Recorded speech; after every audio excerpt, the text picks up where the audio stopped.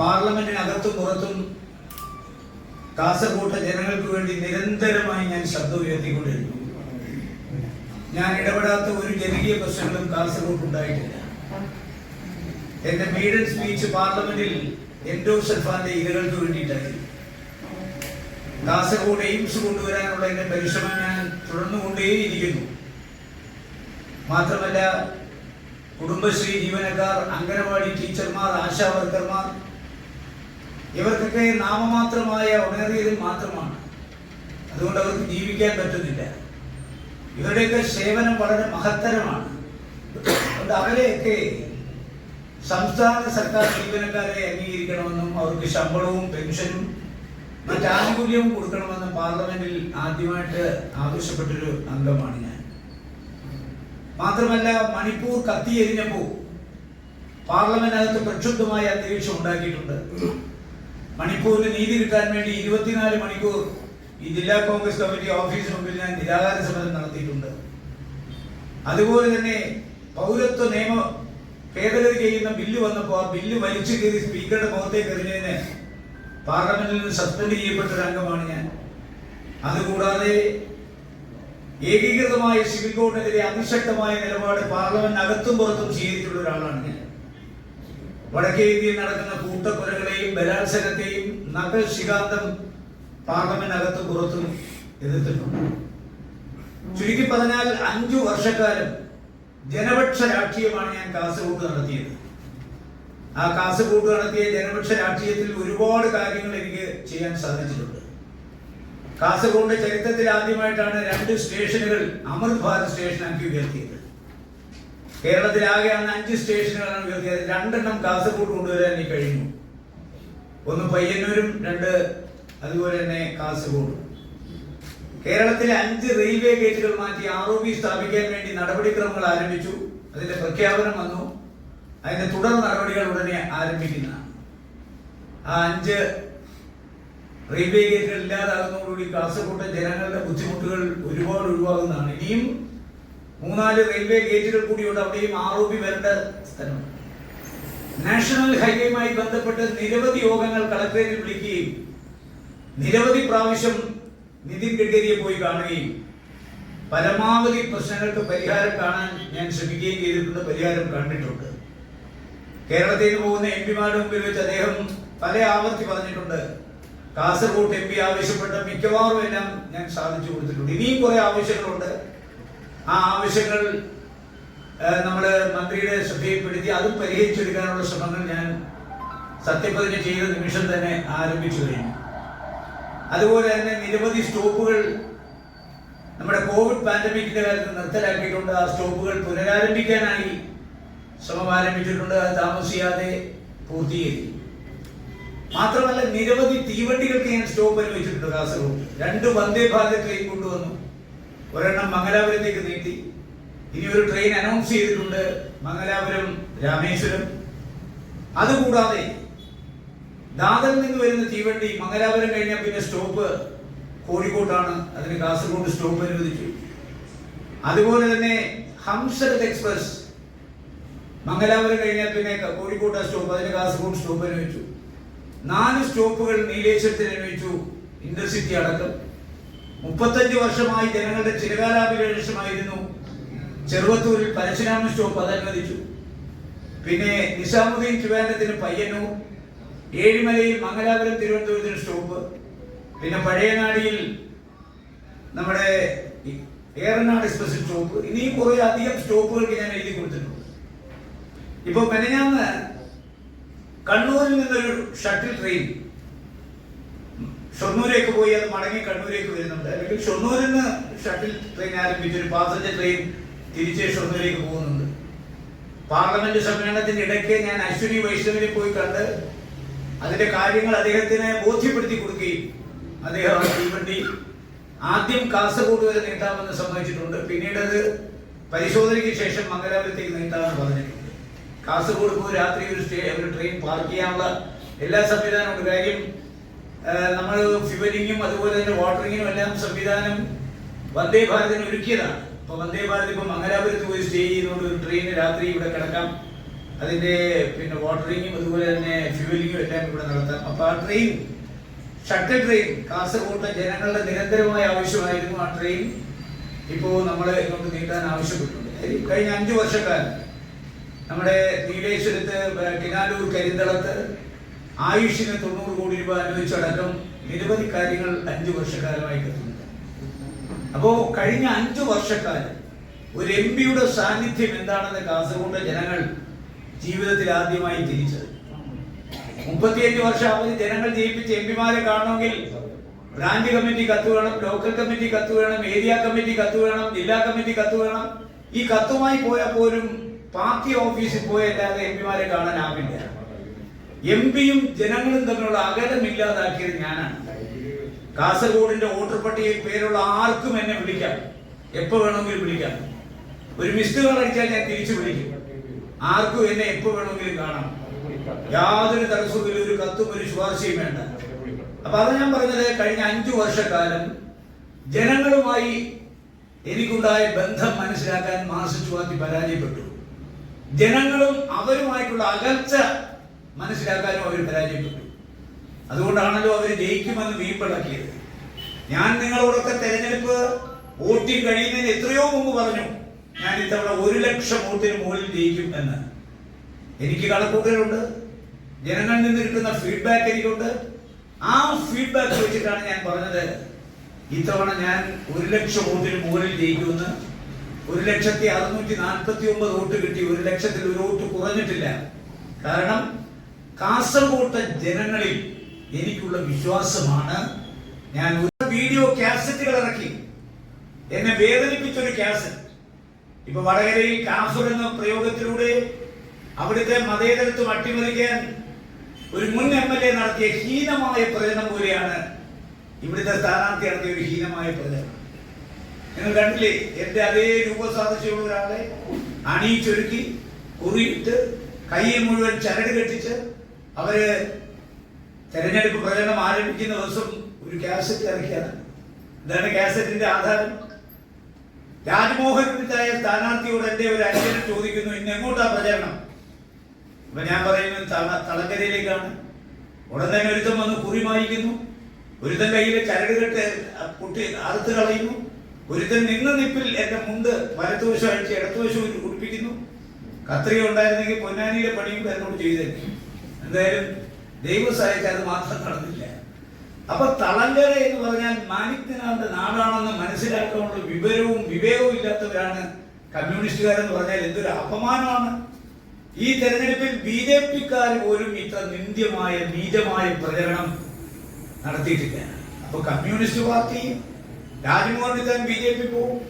ഞാൻ മുസ്ലിമാണെന്ന് വരുത്തി തീർക്കാൻ ശ്രമിച്ചു.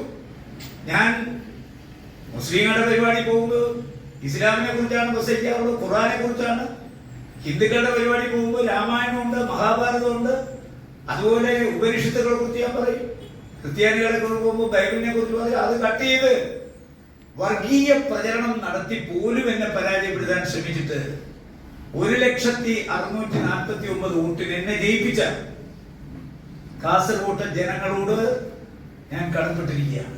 അവരോട് ഞാൻ നന്ദി രേഖപ്പെടുത്തുകയാണ്. കാസർഗോഡ് ജനങ്ങളും ഞാനുമായി ഒരു ആത്മീയ ബന്ധമുണ്ട്, ഒരു വൈകാരിക ബന്ധമുണ്ട്, ഒരു ഹൃദയ ബന്ധമുണ്ട്. മാർക്സിസ്റ്റ് പാർട്ടി ഒരു ജന്മം തപസ്സിരുന്നാലും ആ ബന്ധം അറുത്തു കുറിച്ച് മാറ്റാൻ അവരെ കൊണ്ടാവില്ല. അത്ര രൂഢമൂലമാണ് ആ ബന്ധം. ആ ബന്ധം തകർക്കാനാണ് കഴിഞ്ഞ തെരഞ്ഞെടുപ്പിൽ ഇടതുപക്ഷ ജനാധിപത്യ മുന്നണി ശ്രമിച്ചത്. അമ്പേ അവർ ആ രംഗത്ത് പരാജയപ്പെട്ടു എന്ന് മാത്രമല്ല, അവർ പരാജയത്തിന്റെ പടുകുടിയിലാണ്. ഈ തെരഞ്ഞെടുപ്പിന്റെ കാസർഗോഡ് ഫലം ഇടതുപക്ഷ ജനാധിപത്യ മുന്നണിക്ക് നേതൃത്വം കൊടുക്കുന്ന മാർക്സിസ്റ്റ് പാർട്ടിയുടെ അടിത്തറ ഇളക്കുന്ന ഫലമാണ്. പ്രചരണം നടത്തിയ ആളുകളാണ് BJP വോട്ട് ചെയ്തിരിക്കുന്നത്. ഇത്തവണത്തെ വോട്ടിന്റെ ഒരു പാറ്റേണും ഫലവും നിങ്ങൾ പരിശോധിക്കുക. കയ്യൂര്, കരുവള്ളൂര്, കാവുമ്പായ, ചീമേനി, മൊറാഴ, അതുപോലെ തന്നെ ലവണീശ്വരം, മടിക്കൈ, ഇതെല്ലാം കമ്മ്യൂണിസ്റ്റ് പാർട്ടിയുടെ വിപ്ലവ പാരമ്പര്യമുള്ള മണ്ണാണ്. ഇവിടെ ഒന്നും BJPക്ക് വേരുകളേ ഇല്ല. കയ്യൂർ ചീമേനിയിൽ എന്റെ എതിർ സ്ഥാനാർത്ഥിയുടെ അവിടെ നിന്ന് BJP കിട്ടിയ വോട്ടിന്റെ എണ്ണം ഇതുവരെ അദ്ദേഹം പരിശോധിച്ചിട്ടുണ്ടോ? ഈ പറയപ്പെടുന്ന വിപ്ലവ വീര്യം മുറ്റി നിൽക്കുന്ന ഈ മണ്ണ് 952 ജവഹർലാൽ നെഹ്റുവിനെ വെല്ലുവിളിക്കാൻ AK ഗോപാലിന് പ്രേരണ നൽകിയ ഈ മണ്ണിൽ BJP വളർത്തിയ ആരാണ്? BJPക്കെതിരെ വോട്ട് കിട്ടിയത് എവിടെയാണ്? ചർച്ച ചെയ്യണ്ടേ പാർട്ടി? ഇരുട്ടുകൊണ്ട് വോട്ടയടിക്കാൻ പറഞ്ഞോ? അതാ ഞാൻ പറഞ്ഞത്, ഈ വിപ്ലവ വീര്യമുള്ള മണ്ണിൽ മാർക്സിസ്റ്റ് പാർട്ടിയുടെ പ്രവർത്തനത്തിന്റെ ഫലമായി അവരുടെ അടിത്തറ ഇളക്കുന്ന നടപടിയാണ് ഈ തെരഞ്ഞെടുപ്പിൽ ഉണ്ടായിരിക്കുന്നത്. ഇത്തവണ കാസർഗോഡ് ജില്ലയിലെ 5 അസംബ്ലി മണ്ഡലത്തിൽ ഞാൻ ലീഡ് ചെയ്തു. മഞ്ചേശ്വരവും കാസർഗോഡും കഴിഞ്ഞ തവണ എനിക്കന്ന് ലീഡാണ്. ആ ലീഡ് വർദ്ധിപ്പിച്ചു. പുതുമ ലീഡ് വർദ്ധിപ്പിച്ചു. കഴിഞ്ഞ തവണ 2000 വോട്ടിന് പുറകെ പോയ സ്ഥലമാണ് കാഞ്ഞങ്ങാട്. അവിടെ ഇത്തവണ എനിക്ക് 8000 മേൽ വോട്ടായി. കഴിഞ്ഞ തവണ 2000 വോട്ടിന് പുറകെ പോയ സ്ഥലമാണ് തൃക്കരിപ്പൂർ. അവിടെയും ഞാൻ 10000 മേളിൽ പോയി. കഴിഞ്ഞ തവണ 26,000 വോട്ടിന് ഞാൻ പിറകിൽ പോയ സ്ഥലമാണ് പയ്യന്നൂർ. ഇത്തവണ 12,000 അതുപോലെ കഴിഞ്ഞ തവണ 13,800 വോട്ടിന് പിറകിൽ പോയ സ്ഥലമാണ്. ഇത്തവണ 1,050. പക്ഷെ അവിടത്തെ BJPയുടെ വോട്ട് നില നിങ്ങൾ പരിശോധിക്കണം. 2019 തെരഞ്ഞെടുപ്പിൽ പയ്യന്നൂർ 9,268 വോട്ടാണ് BJPക്ക്. അത് ഇത്തവണ 18,466. പാർട്ടി ഗ്രാമങ്ങളിലാണ് ഈ BJPക്കാർ വോട്ട് മുഴുവൻ പിടിച്ചിരിക്കുന്നത്. പാർട്ടി ഗ്രാമങ്ങളിൽ. 2, കല്യാശ്ശേരി നിയോജകമണ്ഡലത്തിൽ കഴിഞ്ഞ തവണ BJPക്ക് കിട്ടിയ വോട്ട് 9,854. ഇത്തവണ 17,688. പയ്യന്നൂരും കല്യാശ്ശേരിയിൽ എവിടെ BJP ഉള്ളത്, യൂണിറ്റ് ഉള്ളത്? അപ്പോ വോട്ട് ഷിഫ്റ്റ് എല്ലാ കാലത്തും ഉണ്ടായിട്ടുണ്ട്. കഴിഞ്ഞ തെരഞ്ഞെടുപ്പിൽ 13,000 വോട്ടിന് ഞാൻ പിറകിൽ പോയ സ്ഥലത്ത് അസംബ്ലി ഇലക്ഷൻ വന്നപ്പോ വിജിൻ 45,000 വോട്ടിന് ലീഡ് നേടി. പയ്യന്നൂർ 26,000 വോട്ട് ഞാൻ പിറകിൽ പോയ സ്ഥലത്ത് മധുസൂദനൻ കഴിഞ്ഞ തവണ 49,000 വോട്ടിലെത്തി. അത് വോട്ട് ഷിഫ്റ്റ് ആണ്. പാർലമെന്റ് തെരഞ്ഞെടുപ്പിന്റെ വോട്ടിംഗ് പാറ്റേൺ അല്ല അസംബ്ലിയുടെ വോട്ടിംഗ് പാറ്റേൺ അല്ല പാർലമെന്റിൽ. തദ്ദേശ സ്വയംഭരണ സ്ഥാപനങ്ങളുടെ വോട്ടിംഗ് പാറ്റേൺ എൻറ്റയർലി ഡിഫറെന്റ്. പക്ഷെ അത് വോട്ട് ഷിഫ്റ്റ് ആണ്. ഒരു തെരഞ്ഞെടുപ്പിൽ വോട്ട് അങ്ങോട്ടും ഇങ്ങോട്ടും ഷിഫ്റ്റ് ചെയ്യും. പക്ഷേ പ്രത്യയശാസ്ത്രപരമായ നയവ്യതിയാനം വന്നു കഴിഞ്ഞാൽ പാർട്ടിയുടെ അടിത്തറ തകരും. ഡയലക്റ്റിക്കൽ മെറ്റീരിയൽസിൽ വിശ്വസിക്കുന്ന ഒരു പാർട്ടിയാണ് കമ്മ്യൂണിസ്റ്റ് പാർട്ടി. അധ്വാനിക്കുന്നവന്റെ പാർട്ടി, ഭാരം ചുമക്കുന്നവന്റെ പാർട്ടി, തൊഴിലാളി വർഗ സർവാധിപത്യ പാർട്ടി, ജന്മിത്വം അവസാനിപ്പിക്കാൻ ജന്മം കൊണ്ട പാർട്ടി, പാലോറ മാതയുടെ പശുക്കുട്ടിയെ വിറ്റ് ദേശം നടത്തുന്നത്. എന്നെ പറഞ്ഞുവിടാനുള്ള ഏക മാർഗം ഇത് മാത്രമാണ്. ഒരു സുവർണാവസരം ഞാൻ കൊണ്ടുതരുന്നു. 5 MLA-മാരെയും മാർക്സിസ്റ്റ് പാർട്ടിയുടെ ജില്ലാ സെക്രട്ടറിയും ഞാൻ വെല്ലുവിളിക്കുന്നു. 19.5 കോടി രൂപയിൽ 1 നയാ പൈസ രാജ്മോഹൻ ഉണ്ണിത്താൻ വഴിയാണ് ചെലവാക്കിയതെങ്കിൽ തെളിയിക്കുന്നത് ഇത് ജില്ലാ കളക്ടർക്കും പ്ലാനിംഗ് ഓഫീസർക്കും BDO-മാർക്കും അവരാണ് ഇതിന്റെ ഇംപ്ലിമെന്റ് ഏജൻസികൾ. ബസ് കൊടുക്കുന്ന DD-മാരാണ്. നിങ്ങൾ മാധ്യമ പ്രവർത്തനത്തെ അവരെയൊക്കെ ബന്ധപ്പെടണം. ഇങ്ങനെ രാജ്മോഹൻ ഉണ്ണിത്താൻ ഇങ്ങനെ പറഞ്ഞിരിക്കുന്നു. ഇതാണോ ശരി തെറ്റ് നിങ്ങൾക്ക് കണ്ടുപിടിക്കാം. മനസ്സിലായി? നമ്മളെ സംബന്ധിച്ചിടത്തോളം 640 തോറ്റയില് ഇങ്ങനാണോ പ്രതികാരം ചെയ്യുന്ന മാസ്റ്റർ?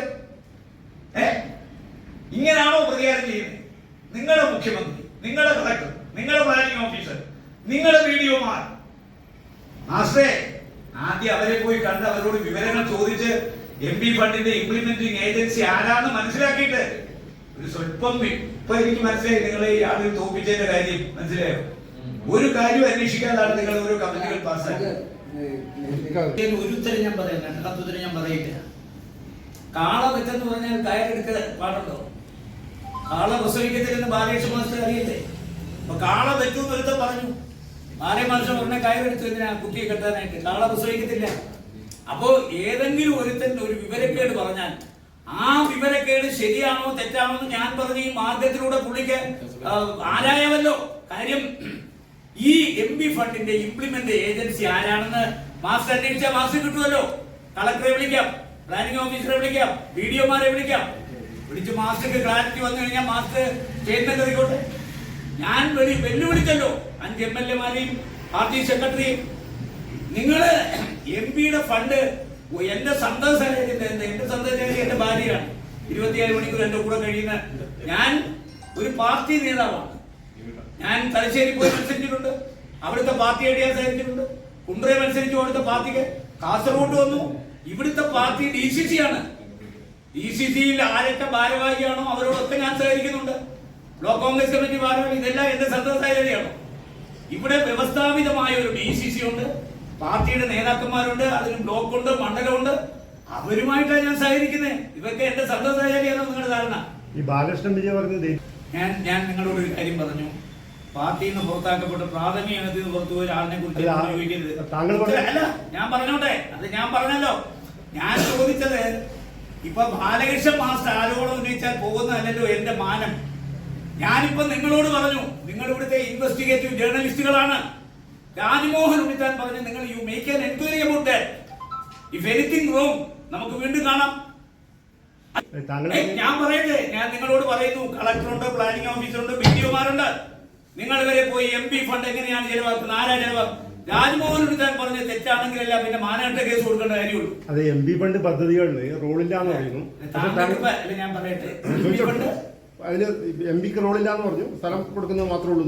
പക്ഷെ ഈ ലൈറ്റിലും അതിലൊക്കെ താങ്കളുടെ പടമൊക്കെ എങ്ങനെ വരുന്നത്? അപ്പൊ കേരളത്തിലെ പിന്നെ എയർപോർട്ടുകളിലെല്ലാം പിണറായി വിജയന്റെ പടം എങ്ങനെ വന്നത്? പിണറായി വിജയന്റെ പടം എങ്ങനെ വന്നേ? എന്റെ ഫണ്ടിൽ നിന്നാണല്ലോ ഞാനിത് വെക്കുന്നേ. മനസ്സിലായി? കേരളത്തിന്റെ മുഖ്യമന്ത്രി ആരാണ്? പിണറായി വിജയനാണ്. ഞാൻ പറയട്ടെ, ഞാൻ നിങ്ങളോട് പറയട്ടെ ആശാനെ, നിങ്ങൾ ഒരു റോളും ഇല്ലാന്ന് പറഞ്ഞു, അതോട് ചോദിച്ചു. ഞാൻ പറഞ്ഞത് ഇതിന്റെ സാമ്പത്തിക വിനിയോഗമായിട്ട് എനിക്ക് ഒരു ബന്ധവുമില്ല. നിങ്ങൾക്ക് വെരിഫൈ ചെയ്യാമല്ലോ. നിങ്ങളുടെ ഗവൺമെന്റ് അല്ലേ? നിങ്ങളുടെ ഗവൺമെന്റ് അല്ലേ? എല്ലാവരുടെയും ഗവൺമെന്റാണ്. എല്ലാവരുടെയും ഗവൺമെന്റ് ആണ്. ഞാൻ പറഞ്ഞത് കൂടുതലും നിങ്ങളുടെ ഗവൺമെന്റ് ആണല്ലോ. കാര്യം ഞങ്ങൾ പ്രതിപക്ഷത്താണല്ലോ, ഭരിക്കുന്നവരുടെ ഗവൺമെന്റ് ആണല്ലോ. നിങ്ങൾ ചോദ്യം ചോദിക്കുന്ന നിങ്ങൾ ചോദ്യം ചോദിച്ച സംശയത്തിന് ഞാൻ പറഞ്ഞത്, മറ്റൊന്നിൻ ധർമ്മയോഗത്താൽ അത് താൻ അല്ലയോ ഇത് എന്ന് വർണ്ണത്തിൽ ആശങ്ക ഉപ്രേക്ഷം അത് വേണ്ട. ഞാൻ വളരെ ഇവിടെ ഇരിക്കുന്ന മാധ്യമ പ്രവർത്തകർക്ക് മനസ്സിലാകുന്ന ഭാഷയിലെല്ലാം പറഞ്ഞു. അങ്ങേക്ക് മനസ്സിലായില്ലെങ്കിൽ ഞാൻ നിങ്ങളോട് പറഞ്ഞല്ലോ, PK ഫൈസൽ ഒരു ലൈറ്റ് വേണമെന്ന് എനിക്കൊരു അപേക്ഷ തന്നു. ഞാൻ പറയട്ടെ, നിങ്ങൾക്ക് കുറെ കൂടെ ക്ലാരിറ്റി വരുത്താനല്ലേ ഞാൻ പറയുന്നത്. ഇങ്ങോട്ടൊക്കെ PK ഫൈസൽ എനിക്കൊരു ലൈറ്റ് വേണമെന്ന് പറയുന്നു. ഇടച്ചാക്കയിലാണ് ലൈറ്റ് വേണമെന്ന് പറയുന്നു. ഇടച്ചാക്കയാല് തന്നല്ലോ. ഞാൻ ഇടച്ചാക്കയിൽ ഇങ്ങനെ PK ഫൈസലിന്റെ അപേക്ഷ പ്രകാരം ഒരു ലൈറ്റ് വേണമെന്ന് പറഞ്ഞ് പടന്ന പഞ്ചായത്തിന് അയച്ചു കൊടുക്കുന്നു. പടന്ന പഞ്ചായത്ത് അത് പാസ്സാക്കി എനിക്ക് തരുന്നു. മനസ്സിലായോ? ആ പാസ്സാക്കി തരുന്ന റെസൊല്യൂഷൻ ഞാൻ കളക്ടർക്ക് അയച്ചു കൊടുക്കുന്നു. കളക്ടർ AS ഇട്ട് പ്ലാനിംഗ് ഓഫീസ് ഏൽപ്പിക്കുന്നു. പ്ലാനിംഗ് ഓഫീസ് BDO-ക്ക് വിടുന്നു. BDO-ക്ക് വിടുമ്പോൾ അവിടുന്ന് എഞ്ചിനീയർമാർ വരുന്നു. ഇടച്ചാക്കയിൽ ആ പത്തിക്കൽ സ്പോട്ട് അവർ അടയാളപ്പെടുത്തുന്നു. അപ്പോ പ്ലാനിംഗ് ഓഫീസിൽ നമ്മൾ പറയും, ഞാൻ പ്ലാനിംഗ് ഓഫീസിൽ രേഖാമൂലം എഴുതി കൊടുക്കും. 5 വർഷത്തെ വാറണ്ടിയും 5 വർഷത്തെ ഗ്യാരണ്ടിയും വേണം. സ്പെക്ക് ഇതായിരിക്കണം, ഇത് വെച്ച് വേണം ടെൻഡർ ചെയ്യാൻ. മനസ്സിലായോ? ഞാൻ എഴുതി കൊടുക്കുന്ന സ്പെക്ക്, ഞാൻ കൊടുക്കുന്ന ഗ്യാരണ്ടി, ആ ഗ്യാരണ്ടി വെച്ചിട്ട് രാജ്മോഹൻ ഉണ്ണിത്താന്റെ MP ഫണ്ടിൽ നിന്ന് 100 ഹൈമാസ് അല്ലെങ്കിൽ മിനിമാസ് ലൈറ്റ് 8 അടി ഉയരം അല്ലെങ്കിൽ 12 അടി ഉയരം ഇന്ന സ്പെക്കിൽ 5 വർഷത്തെ വാറണ്ടിയിൽ സ്ഥാപിക്കാൻ അപേക്ഷകൾ ക്ഷണിക്കുന്നു എന്ന് പറഞ്ഞാണ് പത്രപരസ്യം. ആ പത്രപരസ്യത്തിന്റെ അടിസ്ഥാനത്തിലാണ് അക്രഡിറ്റഡ് ഏജൻസികൾ ടെൻഡർ കൊടുക്കുന്നത്. അതിൽ ലോവസ്റ്റ് കൊട്ടേഷൻ ഏതാണെന്ന് തെരഞ്ഞെടുക്കുന്നത് BDO ആണ്, ഞാനല്ല. തീർച്ചയായിട്ടും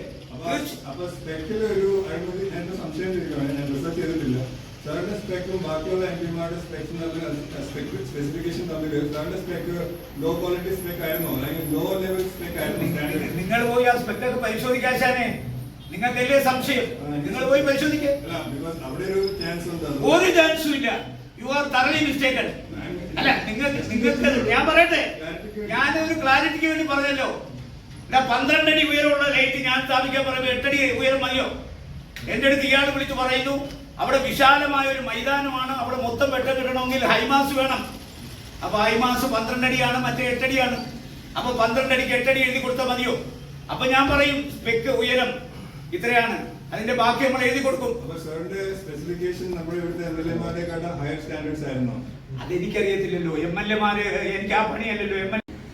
ആ ദേശാഭിമാനിയുടെയും കൈരളിയുടെയും വിയുടെയും പീപ്പിളിന്റെയും ആസ്തി മാത്രം എടുത്തു നോക്ക്. മാർക്സിസ്റ്റ് പാർട്ടി കേരളത്തിൽ സമ്പാദിച്ച സ്വത്തുവകകൾ പരിശോധിക്ക്. ഇന്ത്യൻ റെയിൽവേ കഴിഞ്ഞാൽ കോടിക്കണക്കിന് ആസ്തിയുള്ള ഒരു സ്ഥാപനമായി മാർക്സിസ്റ്റ് പാർട്ടി മാറിയിരിക്കുന്ന ഒരു പാർട്ടിയല്ല, അതൊരു സ്ഥാപനം, ഒരു ഇൻസ്റ്റിറ്റ്യൂഷനായി മാറിയിരിക്കുന്നു. എവിടുന്ന ഈ പണം? എവിടുന്ന ഈ പണം? ക്രോണി ക്യാപിറ്റലിസ്റ്റ് ചിന്താഗതിയിലേക്ക് തൊഴിലാളി വർഗ സർവാധിപത്യ പാർട്ടി മാറിയിരിക്കുന്നു. ആലോചിക്കണം. കുഞ്ചൻ നമ്പ്യാരുടെ ശിഷ്യന്മാരായി പാർട്ടിക്കാർ മാറി. പാർട്ടി അണികളല്ല, നേതാക്കന്മാർ. ദീപസ്തംഭം മഹാചര്യം. നമുക്ക് കിട്ടണം പണം. പണത്തിന് വേണ്ടി എന്തും ചെയ്യും. അതാണല്ലോ കഴിഞ്ഞ കുറെ നാളുകളായി പാർട്ടിയുടെ 14 ജില്ലകളിലെയും വിശകലനം നടക്കുമ്പോൾ എന്താണ്? പാർട്ടിയുടെ അടിത്തറ തകർന്നു. പക്ഷെ ഇപ്പോഴും മുഖ്യമന്ത്രിയുടെ മുഖത്ത് നോക്കി പരാജയ കാരണം വിശദീകരിക്കാൻ കഴിയുന്ന ആർജവമുള്ള പൗരുഷമുള്ള ഒരു കമ്മ്യൂണിസ്റ്റുകാരെ നമ്മൾ കാണുന്നില്ല ഈ ചർച്ചകളെല്ലാം. ശൈലി മാറ്റണമെന്ന് പറഞ്ഞു മുഖ്യമന്ത്രി. പറഞ്ഞു ശൈലി മാറ്റുന്ന പ്രശ്നമില്ല. കല്യാശ്ശേരിയിൽ കുഞ്ഞുങ്ങളെ തലയടിച്ച് പൊട്ടിച്ചു ചെടിച്ചട്ടി കൊണ്ട്, അതുപോലെ ഹെൽമറ്റ് കൊണ്ട്. അത് രക്ഷാപ്രവർത്തനമാണെന്ന് പറഞ്ഞു ഞാൻ അടിയുറച്ച് നിൽക്കുന്നു എന്ന് ശ്രീ പിണറായി വിജയൻ പറഞ്ഞാൽ പാർലമെന്റിനകത്ത് നരേന്ദ്രമോദി എടുത്തിരിക്കുന്ന അതേ സമീപനം, ജനവിധി എന്തായാലും ആ ജനവിധി മാനിക്കുന്ന പ്രശ്നമില്ലെന്നാണ് നരേന്ദ്രമോദി ഇന്ത്യൻ പാർലമെന്റിൽ വ്യക്തമാക്കിയത്. കേരളത്തിലെ മുഖ്യമന്ത്രി പറയുന്നു ജനവിധി എന്തായാലും എന്നെ തിരുത്താൻ പാർട്ടി വരണ്ട, ഞാൻ നന്നാവില്ല, എന്റെ ശൈലി മാറ്റില്ല. അപ്പൊ സ്വാഭാവികമായി വിപ്ലവ വീര്യമുള്ള മണ്ണിൽ ബിജെപിയെ നട്ടു വളർത്തി വലുതാക്കി മാർക്സിസ്റ്റ് പാർട്ടി. എന്നിട്ട് അത് മൊത്തം കോൺഗ്രസിന്റെ തലയിൽ കൊണ്ടുവച്ചിരിക്കുകയാണ്. കോൺഗ്രസിൽ 1-2 ആളുകൾ ബിജെപി പോയവരോട് അവരല്ലാതെ നിഴലും അല്ലാതെ മറ്റാരും പോയിട്ടില്ല. പക്ഷേ ഇന്ന് ബംഗാളിൽ സംഭവിച്ചുകൊണ്ടിരിക്കുന്ന അപജയം കേരളത്തിൽ സംഭവിക്കാൻ പോകുന്നുവെന്ന് പാർട്ടിക്ക് മുന്നറിയിപ്പ് കൊടുത്തത് രാജ്മോഹൻ ഉണ്ണിത്താനും സുധാകരനും വി ഡി സതീശനുമല്ല, ഞങ്ങളുടെ ദേശീയ നേതാവ് കെ.സി. വേണുഗോപാലല്ല, പ്രകാശ് കാരാട്ടാണ്, സീതാറാം യെച്ചൂരിയാണ്. ഈ നില തുടർന്നാൽ ബിജെപി ബംഗാളിലെ പോലെ പാർട്ടിയെ വിഴുങ്ങും. നമ്മുടെ സ്ഥാവര ജംഗമ സ്വത്തുക്കൾ അവരിലേക്ക് ചെന്ന് പതിക്കും. നമ്മുടെ പ്രവർത്തകന്മാർ മൊത്തം ബിജെപി പോകും. അതുകൊണ്ട് ജനങ്ങളുമായിട്ടുള്ള അകലം കുറയ്ക്കണം എന്ന് ദേശീയ നേതാക്കന്മാർ പറയുമ്പോഴും ജനങ്ങളുമായിട്ടുള്ള അകലം കൂട്ടാനാണ് നേതാക്കന്മാർ ശ്രമിച്ചുകൊണ്ടിരിക്കുന്നത്. നിങ്ങൾ ആലോചിക്കണം. 22-ാം തീയതി ഡൽഹിയിലേക്ക് പോയി, 24-ാം തീയതി സത്യപ്രതിജ്ഞ. ഞാൻ ഇന്നലെ 3-ാം തീയതി പാർലമെന്റ് തീരുമെന്ന് പറഞ്ഞു. 2-ാം തീയതി വൈകിട്ട് 7 മണിക്ക് പാർലമെന്റ് പിരിഞ്ഞു.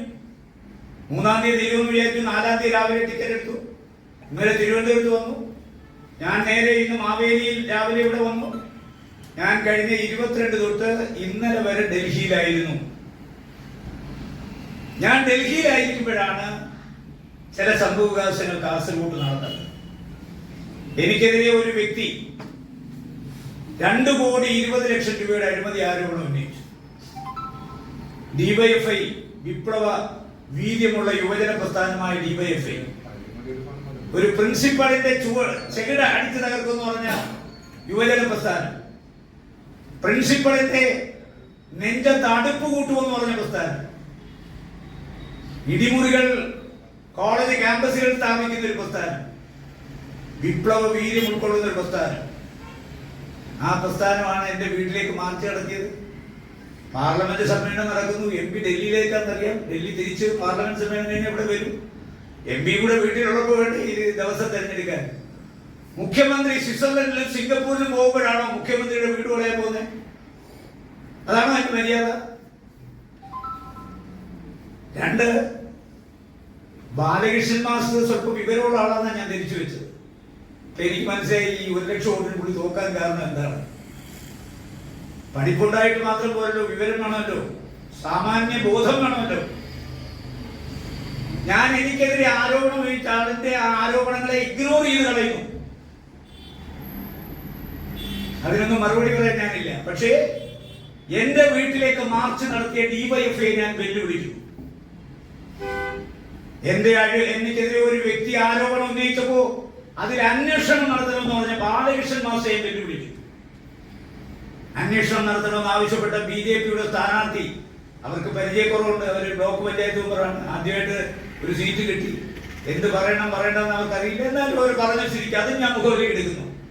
BJPയുടെ സ്ഥാനാർത്ഥി അപ്പോ അഴിമതി ആരോടും ഉന്നയിച്ചത് ഞാൻ അവജ്ഞയോടുകൂടി തള്ളിക്കളയുന്നു. പക്ഷെ അതിന്റെ പേരിൽ അന്വേഷണം വേണമെന്ന് പറഞ്ഞ ബാലകൃഷ്ണൻ മാസ്റ്റർ പ്രസ്താവന ഞാൻ ഗൗരവത്തിലെടുക്കുന്നു. നമ്മുടെ BJP സ്ഥാനാർത്ഥിയുടെ പ്രസ്താവന ഗൗരവത്തിലെടുക്കുന്നു. DYFIയുടെ ആവശ്യവും ഞാൻ ഗൗരവത്തിലെടുക്കുന്നു. അതുകൊണ്ട് കേരളത്തിലെ മുഖ്യമന്ത്രിയോട് ഞാൻ ആവശ്യപ്പെടുന്നു, ഞാൻ കഴിഞ്ഞ 5 വർഷക്കാലം എനിക്ക് കേന്ദ്ര ഗവൺമെന്റ് അനുവദിച്ച 17 കോടി രൂപയും എന്റെ മുൻഗാമിയായ P. കരുണാകരൻ ചെലവഴിക്കാതെ വെച്ചിട്ട് പോയ 2.5 കോടി രൂപ കണ്ടുപിടിച്ച് അതും കൂടി നേടിയെടുത്ത് 19.5 കോടി രൂപ ഞാൻ എന്റെ MP ഫണ്ടിലൂടെ കാസർഗോഡ് ചെലവഴിച്ചിട്ടുണ്ട്. ഈ 19.5 കോടി രൂപയിൽ 10 രൂപയുടെ ഒരു ചായ രാജ്മോഹൻ ഉണ്ണിത്താൻ വാങ്ങിച്ചു കുടിച്ചു എന്ന് തെളിയിച്ചാൽ അന്ന് എന്റെ MP സ്ഥാനം ഞാൻ രാജിവെക്കാം, പൊതുപ്രവർത്തനം നിർത്താം. ഇല്ലെങ്കിൽ ആരോപണം ഉന്നയിച്ച ബാലകൃഷ്ണൻ മാസ്റ്റർ പൊതുപ്രവർത്തനം നിർത്താവും, DYFIയുടെ കാസർഗോഡ് കമ്മിറ്റി പിരിച്ചുവിടാവും. ഈ പറഞ്ഞ ആരോപണം ഉന്നയിച്ച BJP സ്ഥാനാർത്ഥി ആരോപണം പിൻവലിച്ച് പരസ്യമായി മാപ്പ് പറയാവോ? കേരളം ഭരിക്കുന്ന ഇടതുപക്ഷ ജനാധിപത്യ മുന്നണിയാണ്. ജില്ലാ കളക്ടർ ഒരാളാണ്, ജില്ലാ പ്ലാനിംഗ് ഓഫീസർ ഒരാളാണ്, BDOമാര് മുഴുവൻ ഒരാളാണ്. MP ഫണ്ടിൽ MPക്ക് യാതൊരു കാര്യമില്ല. MP ഫണ്ട് ഏതൊക്കെ ആവശ്യത്തിന് കൊടുക്കണമെന്ന് തീരുമാനിക്കുന്ന MP-യാണ്. നമ്മളിത് പ്ലാനിംഗ് ഓഫീസിലേക്ക് ഇവിടുന്ന് പഞ്ചായത്ത് അയച്ചു കഴിഞ്ഞാൽ പിന്നെ അവിടുന്ന് കൺസേൺ ബ്ലോക്കിലേക്ക് പോകും. ആകെ ഇപ്പൊ 100 ലൈറ്റ്, 100 ലൈറ്റിൽ 10 കാഞ്ഞങ്ങാട്, 10 നീലേശ്വരം, ബാക്കി പഞ്ചായത്ത്. അപ്പോ പ്ലാനിംഗ് ഓഫീസിൽ നിന്ന് രാജ്മോഹൻ ഉണ്ണിത്താന്റെ MP ഫണ്ടിൽ നിന്ന് 10 ലൈറ്റുകൾ, ഞാൻ എക്സാമ്പിളാ പറയുന്നത്, 10 ലൈറ്റുകൾ കാഞ്ഞങ്ങാട് മുനിസിപ്പാലിറ്റി സ്ഥാപിക്കാൻ ആഗ്രഹിക്കുന്നു. താല്പര്യമുള്ള ഏജൻസികൾ, അക്രഡിറ്റഡ് ഏജൻസികളിൽ നിന്ന് ടെൻഡറുകൾ ക്ഷണിക്കുന്നു. Accredited agency 1 Keltron, 2 KEL, 3 SILK. Tender ക്ഷണിക്കും, കൊട്ടേഷൻ വിളിച്ചു കഴിഞ്ഞാൽ ടെൻഡർ കൊടുക്കുമല്ലോ. ടെൻഡർ പൊട്ടിക്കുന്നത് BDO ആണ്, ബ്ലോക്ക് ഡെവലപ്മെന്റ് ഓഫീസറാണ്. ലോവസ്റ്റ് ടെൻഡർ അവരാണല്ലോ പൊട്ടിക്കുന്നത്. ആരാണ് ലോവസ്റ്റ് ടെൻഡർ? അക്രഡിറ്റഡ് ഏജൻസിയായ ലോവസ്റ്റ് ടെൻഡറിന് കരാർ ഉറപ്പിച്ചു കൊടുക്കും. കരാർ ഉറപ്പിച്ചു കൊടുത്താൽ പിന്നെ അവർ ചെയ്യേണ്ടുന്നത് ഇലക്ട്രിസിറ്റി ബോർഡിന്റെ NOC വേണം. കാര്യം ഇലക്ട്രിസിറ്റി ബോർഡിന്റെ കമ്പിയിൽ തട്ടില്ല NOC. PWD റോഡ് വെട്ടിക്കുഴിക്കില്ല, അവരുടെ NOC. അപ്പൊ PWDയുടെയും ഇലക്ട്രിസിറ്റി ബോർഡിന്റെയും NOC കിട്ടിക്കഴിഞ്ഞാൽ, ലൊക്കേഷൻ സ്കെച്ച് തയ്യാറാക്കി കഴിഞ്ഞാൽ വീണ്ടും കളക്ടർക്ക് പോകും. ഈ ഫയല് കളക്ടർ സാങ്ഷൻ ചെയ്യും.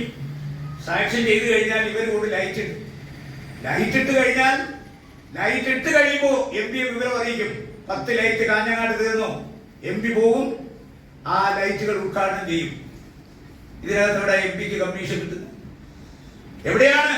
കമ്മീഷൻ വാങ്ങിച്ചിട്ടുള്ള കളക്ടറാകണം, അല്ലെങ്കിൽ പ്ലാനിംഗ് ഓഫീസർ ആകണം, അല്ലെങ്കിൽ BDO വേണം. ഞങ്ങൾക്ക് സാമ്പത്തികമായി യാതൊരു ബന്ധവുമില്ല. വിവരദോഷികൾ എന്തെങ്കിലും വിവരക്കേട് പറഞ്ഞാൽ വിവരം ഉള്ളവരെങ്കിലും ഒന്ന് മനസ്സിലാക്കണ്ടേ? മനസ്സിലാക്കണോ വേണ്ടയോ? ഞാൻ പറഞ്ഞത് ബാലകൃഷ്ണൻ മാസ്റ്റർക്ക് വെരിഫൈ ചെയ്യാമല്ലോ, കളക്ടറോട്, പ്ലാനിംഗ് ഓഫീസറോട്, BDOമാരോട്. അവരോട് വെരിഫൈ ചെയ്യട്ടെ MPയുടെ ഫണ്ടുകൾ എങ്ങനെയാണ് ചെലവാക്കുന്നത്, എങ്ങനെയാണ് ഇതിന്റെ ധനവിനിയോഗം. ഞങ്ങൾക്ക് ആകെയുള്ള റോഡ്, ഞാൻ 16 ബസ് കൊടുത്തു. 16 ബസ് DDA ആണ്, education deputy director of DO, അയാളാണ് ബസ് ബുക്ക് ചെയ്യുന്നത്. ഞാൻ ഇന്ന സ്കൂളിന് ബസ് കൊടുക്കാൻ ഉത്തരവിടുന്നു. ആ ബസിന്റെ വില ചോദിക്കുന്നു 35 ലക്ഷം. 35 ലക്ഷം കൊടുത്ത് 28 ലക്ഷം മതിയെങ്കിൽ ബാക്കി 7 ലക്ഷം ഫണ്ടിൽ വരുന്നു. MPയുടെ കയ്യിലല്ല വരുന്നത്, ഫണ്ടിനകത്ത് വരുന്നു. 19.5 കോടി രൂപയും ചെലവാക്കിയിരിക്കുന്നത് ഇടതുപക്ഷ ജനാധിപത്യങ്ങളുടെ ഉദ്യോഗസ്ഥന്മാരാണ്. അതാ ഞാൻ പറഞ്ഞത്, ഒരു ഹൈമാസ് ലൈനിലോ ഈ ബസിന്റെ കാര്യത്തിലോ ഇവിടുത്തെ ഏതെങ്കിലും ഒരു കാര്യത്തിൽ രാജ്മോഹൻ ഉണ്ണിത്താൻ ഓരിച്ച് തിന്നു എന്ന് സ്ഥാപിച്ചാൽ പിന്നെ ഞാൻ ഈ സ്ഥാനത്തിരിക്കത്തില്ല. അങ്ങനെ മാനവും മര്യാദയായി രാഷ്ട്രീയ പ്രവർത്തനം നടത്തുന്ന ആളുകളെ അപമാനിക്കാൻ ഒരുത്തൻ ഇറങ്ങി പുറപ്പെട്ടാൽ ആ ഇറങ്ങി പുറപ്പെടുന്ന ആളിന് പിന്തുണ കൊടുക്കലല്ല ആവശ്യം, അതിന്റെ ഡേറ്റാസ് കളക്ട് ചെയ്യണം. ഞാനിപ്പോ സംസാരിക്കുന്നത് ഞാൻ കാസർഗോഡ് എം പിക്ക് വേണ്ടിയിട്ടല്ല. കേരളത്തിലെ 19 എം പിമാരെ നിങ്ങൾ വിളിക്കേ. 20 എം പിമാരുണ്ടല്ലോ. കഴിഞ്ഞ 5 വർഷം എം പി ആയിരുന്നല്ലോ ആരിഫിനെ വിളിക്കേ. ഉണ്ണിത്താൻ പറഞ്ഞത് തെറ്റാണെന്ന് ചോദിക്കട്ടെ. അവര് പാറേഷൻ മാസ്റ്റർ എം പി ആണല്ലോ, ചോദിക്കട്ടെ. അപ്പം വാളെടുക്കുന്നവനൊക്കെ വെളിച്ചപ്പാട് ആർക്കും എന്തു ആകാം. അതാണോ ഒരു ജനാധിപത്യ വ്യവസ്ഥിതിയിൽ?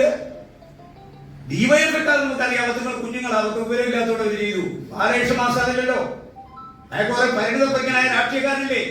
പിള്ളേർ ചില വിവരക്കേടുകൾ കാണിച്ചാൽ നമുക്ക് പൊറുക്കാം, മറക്കാം. ഡിവൈഎഫ്ഐ അങ്ങനെ ഒരുപാട് കാണിച്ചിട്ടുണ്ട്. പക്ഷേ ബാലകൃഷ്ണൻ മാസ്റ്റർ പോലെ പരിണിതപ്രജ്ഞനായ ഒരു നേതാവ് അന്വേഷിക്കണമെന്ന് പത്രത്തിലല്ല കൊടുക്കേണ്ടത്. നിങ്ങൾ ഈ ചാനലുകാരാണോ അന്വേഷിക്കുന്നത്? ഒരുപാട് യോഗ്യത ഉള്ളവരെ വെട്ടിട്ടാണല്ലോ പുള്ളിക്കൂടെ പാർലമെന്റ് സീറ്റ് കൊടുത്ത്. ആ പാർലമെന്റ് സീറ്റ് കൊടുത്ത് ആരാന്ന് എല്ലാവർക്കും അറിയാമല്ലോ. മാസ്റ്റർ, നിങ്ങളുടെ സ്വന്തം ആളല്ലേ കേരളത്തിലെ മുഖ്യമന്ത്രി പിണറായി വിജയൻ? രാജ്മോഹൻ ഉണ്ണിത്താൻ ഇങ്ങനെ കാശ് വാങ്ങിച്ചു, കൈക്കൂലി വാങ്ങിച്ചു എന്ന് എഴുതി കൊടുക്കും മാസ്റ്ററെ.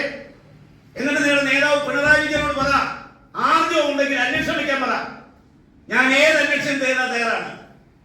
വിജിലൻസ് വേണോ വിജിലൻസ്, ക്രൈംബ്രാഞ്ച് വേണോ ക്രൈംബ്രാഞ്ച്, ഇനി ഇഡിക്ക് വേണോ? ഇനി ഇഡിയുടെ വ്യവസ്ഥകൾ ലംഘിച്ചിട്ടുണ്ടെങ്കിൽ, ഈ കിട്ടിയ പണമെല്ലാം കള്ളപ്പണം വെളുപ്പിച്ചിട്ടുണ്ടെങ്കിൽ, ഇനി CBIക്ക് വിടണോ? ഏത് അന്വേഷണത്തെ നേരിടാം. എനിക്ക് ആരെയും പേടിക്കേണ്ട കാര്യമില്ല. 19.5 കോടി രൂപ ഞാൻ ചെലവാക്കിയിട്ടുണ്ട്. ഹൈമാസിലേക്ക് 267 കൊടുത്തിട്ടുണ്ട്. ഇനിയും കൊടുക്കും. ആവശ്യക്കാർ വന്നാൽ എല്ലാ ആവശ്യക്കാർക്കും ഹൈമാസിലേക്ക് ഇനിയും കൊടുക്കും. പക്ഷേ ഹൈമാസിലേക്കിന്റെ അടക്കമുള്ള പ്രഖ്യാപനങ്ങൾ നിങ്ങൾ ആലോചിക്കണം.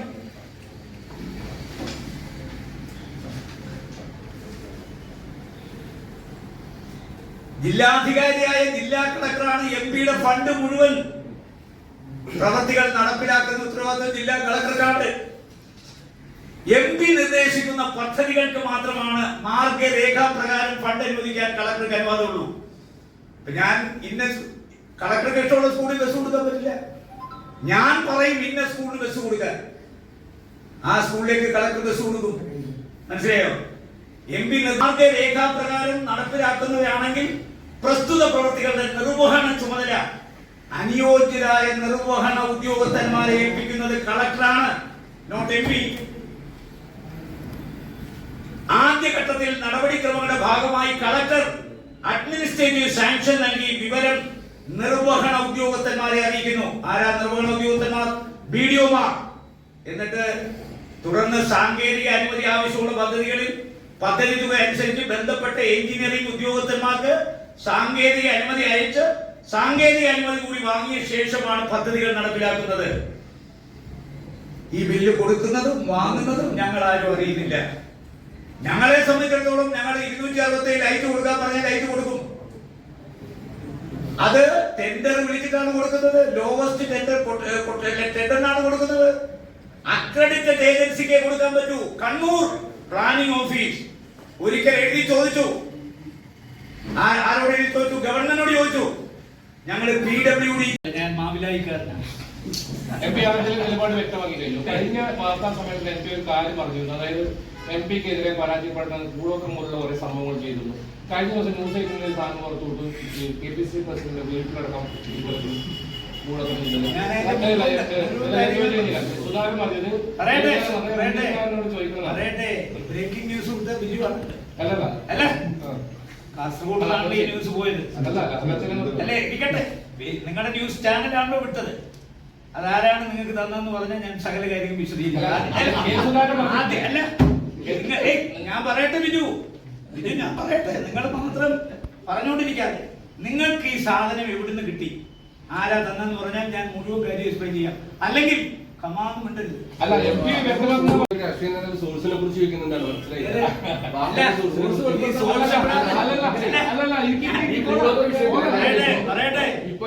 ഞാൻ നിങ്ങളോട് ഒരു കാര്യം പറയാം. ഇപ്പൊ കണ്ട സംഭവം ഒന്ന് ചോദിക്കട്ടെ. നമ്മൾ ഏത് നമ്മൾ രാജ്യദ്രോഹി വിളിച്ചൊന്നും പറഞ്ഞേക്കരുത്. കാര്യത്തിൽ ഉത്തരം പറയും. നിങ്ങൾ വിളിച്ചതാണെന്നോ? വിളിച്ചത് ഞാൻ പറഞ്ഞത് ഞാൻ മാറ്റി പറയാറില്ല. റെക്കോർഡഡ് ആയിട്ട് എല്ലാവരുടെ കയ്യിലുണ്ട്. വേറെ എന്തെങ്കിലും ഉണ്ടോ? വേറെ എന്തെങ്കിലും MP പറഞ്ഞു ഗൂഢോത്ര വിഷയത്തിലെ വോട്ടർ ഇത് തെരഞ്ഞെടുപ്പ് ഞാൻ ബിജു ആണല്ലോ ചോദിച്ചത്. ബിജുവിനോട് പറയാം ഇതാരാ തന്നാ നിങ്ങൾ പറഞ്ഞാൽ മതി. നിങ്ങൾക്ക് ഇത് കിട്ടിയിട്ടുണ്ടല്ലോ. നിഷേധിക്കുന്നുണ്ടോ? No comments.